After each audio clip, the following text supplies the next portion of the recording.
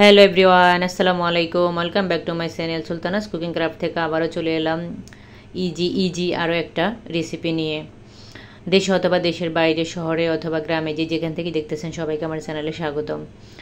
আজকে আমরা খুব ইজি একটা রেসিপি দেখব, যেটা আমরা সবসময় মেক করতে পারি, অথচ আমাদের আইডিয়ার বাইরে। গরুর মাংস দিয়ে কীভাবে ভর্তা মেক করব সেই রেসিপিটাই আজকে আমরা উপভোগ করব। একটা প্যান বসিয়ে দিলাম, সাথে কিছু সরিষার অয়েল অ্যাড করে দিলাম। মাংস হাড় ছাড়া, চর্বি ছাড়া কিছু আমি মাংস নিয়ে এই কুকিং অয়েলে অ্যাড করে দিলাম। অফ ক্যামেরায় ধুয়ে এটা আমি ক্লিন করে রেখেছি। তো এখন আমি ঢেকে দিলাম কিছুক্ষণের জন্য। আর আগেই মাংসর পানিটা ঝরা দিয়ে রাখতে হবে, যাতে করে মাংসতে কোনো পানি না থাকে। তেলের মধ্যে মাংসটা যাওয়ার সাথে সাথে এটার থেকে পানি বের হয়ে ফুটে আসি হাতে অথবা মুখে পড়তে পারে, সেই জন্য আমি মাংসগুলো ঝরা দিয়ে রেখে দিয়েছি আগেই। তো এখানে আমি দিয়ে দিলাম কিছু এলাচ পাউডার, 1/3 চামচ, এটা ব্ল্যাক পেপার। তো কিছু আমি কালো গোলমরিচের গুঁড়া বলা হয় এটাকে, সেটাও আমি কিছু দিয়ে দিলাম সিদ্ধ হওয়ার জন্য, যাতে ইজিলি সিদ্ধ হয়ে যায়। তারপর আমি স্বাদ মতো কিছু লবণ অ্যাড করে দিব, দিয়ে আমি ভালোভাবে নেড়ে চেড়ে কিছুক্ষণের জন্য আবারও ঢেকে দিব। আর এটা যেহেতু গরুর মাংস, এটা কিন্তু সিদ্ধ হতে অনেক অনেক লং টাইম লেগে যাবে। তার জন্য হাতের কাছে থাকা টিপসগুলো অ্যাপ্লাই করতে পারেন। হয়তো জয়ফল জয়িত্রী কিছু 2 চিমটি অ্যাড করে দিতে পারেন, হয়তো ব্ল্যাক পেপার অ্যাড করতে পারেন, হয়তো এলাচ পাউডার অ্যাড করতে পারেন। এখন দিয়ে দিলাম আমি লবণ। তো এখানে আমি 1/3 চামচ এলাচ পাউডার অ্যাড করছি, আর ব্ল্যাক পেপার 1/3 চামচ আমি অ্যাড করে দিয়েছি। তো ভালোভাবে নেড়ে চেড়ে আমি মাংসের সাথে মিক্স হয়ে যাওয়ার জন্য অপেক্ষা করব। এখন সরিষার তেলগুলো অনেক বেশি দেখা যাচ্ছে, কিন্তু এটা আমি তেল দিয়ে দিয়েছি সব পরিমাণ মিলে অ্যাডজাস্ট করে, সেই জন্য। তো মাংসটা সিদ্ধ হতে সময় লাগে, এটা আমরা কম বেশি সবাই জানি। ঢেকে দিয়ে চলে গেলাম কিছুক্ষণের জন্য। যদি এটা ভালো করেই সিদ্ধ হয়ে যায় তখন আবার ফিরে চলে আসব। এরই মাঝে আমি চলে আসলাম মাংসের ভিতর থেকে যে পানি বের হয়েছে, সেই পানি দিয়ে মাংসটা ভালোভাবে সিদ্ধ হয়ে যাবে, আমি সেই অপেক্ষায় আছি। আর বাকিটার সময় আমি যতগুলো ইনগ্রিডিয়েন্টস অ্যাড করব সব কিছুই মাংসের সাথে উপকরণগুলো আমি মিশিয়ে দিব, যাতে করে মাংসটা সিদ্ধ হতে কোনো রকমের কোনো প্রবলেম না হয়।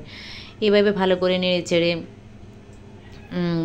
চেড়ে আবারও ঢেকে দিব, যাতে কোথাও লেগে না যায়, সেই জন্য আমি ভালো করে নেড়ে চেড়ে দিয়েছি। এবার ঢেকে দিলাম কিছু সময়ের জন্য। তো আবারও আমি চলে আসলাম প্রায় 10 মিনিট পরে। মাংসটার কী অবস্থা, সে কীভাবে সিদ্ধ হচ্ছে, সেই জন্য আমি সাইডে কেটে রেখেছি এখানে 1 কাপ পেঁয়াজ কুচি। আপনারা আপনাদের পরিমাণ মতো মিক্স করবেন, যার যতটুকু ভর্তা মেক করবেন সে অতটুকুই করবেন। এখন আমি ভালোভাবে নেড়ে চেড়ে এখন সাইডে আমি রেখে দিয়েছি এখানে গ্রিন চিলি, রেড চিলি, তারপর অনিয়ন। তো দেখা যায় কি, অনিয়ন আছে, পেঁয়াজ আছে, রসুন আছে, গ্রিন চিলি আর রেড চিলি। তো আমরা সবসময় যে রেড চিলি দিয়া ভর্তা মেক করি, তখন ভর্তাটা মেক করতে হয় কি, এই ঝালগুলো আমাদের যখন আমরা খাবার খাই তখন আমাদের পেট অনেকটা কেন যেন হয়, এই ঝালটা মানে অনেকেরই পেট ব্যথা করে, সেটা মানে অনেকে নিতে পারে না। আমরা সবসময় গ্রিন চিলিটাই বেশি অ্যাড করি, এই জন্য দুইটার স্বাদই 2 রকম আসে। আর যখন আমরা এই গ্রিন চিলিটা অ্যাড করি, এই গ্রিন চিলিয়ে দেখা যায় কি, আমাদের ঝালটা যখন আমরা ভর্তা ঝালগুলো অ্যাড করি তখন ধীরে ধীরে ঝাল কমে আসে। আর কখনো কাঁচামরিচে পেট ব্যথা করে না, গ্যাসের প্রবলেম দূর করে। আমরা তার জন্য সবসময় দুটা মিক্স করে একসাথে যদি অ্যাড করি, তাহলে টেস্টটা অনেকটা ইয়ামি আসে। তো আমি এভাবে ভালো করে নেড়ে ছেড়ে আরেকটা জিনিস লক্ষ্য রাখতে হবে, এই যে রসুন আর এই যে পেঁয়াজ আমি অ্যাড করে দিয়েছি, এটার পানি শুকিয়ে যাওয়া পর্যন্তই এটা ভাজতে হবে।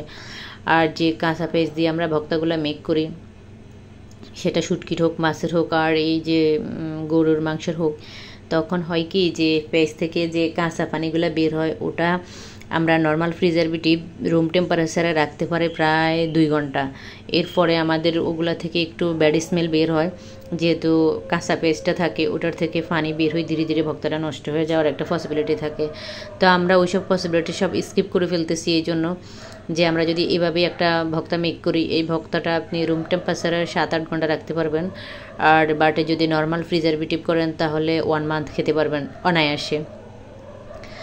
তার জন্য আমি এইভাবে ধীরে ধীরে ভেজে মাংস থেকে তেল বের হয়ে আসা পর্যন্ত আমি অপেক্ষা করছি। এ ফাঁকে আমার পেঁয়াজ রসুন সব কিছু খুব সুন্দরভাবে ভাজা হয়ে গেছে, সব কিছু থেকে পানি খুবভাবে বের হয়ে একবারে এই লালচে ভাব চলে আসছে। বেশি সিদ্ধ করা যাবে না, তাহলে ভর্তা মজা হবে না। মিডিয়াম টু লো ভাবে রাখতে হবে। তো আমি এখানে ব্লেন্ডারের জারে নিয়ে নিয়েছি সব কিছু, সেটা দেখালাম। এভাবে আমি ভর্তাটা মেক করে রেডি করে নিয়ে চলে আসলাম।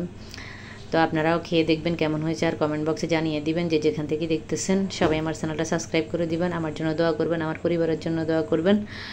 আজ এই পর্যন্তই, সবাই সুস্থ থাকবেন, ভালো থাকবেন। আমি এখানে গরম গরম ভাতের সাথে আরও একটু ভর্তা নিয়ে খেতে বসে গেছি।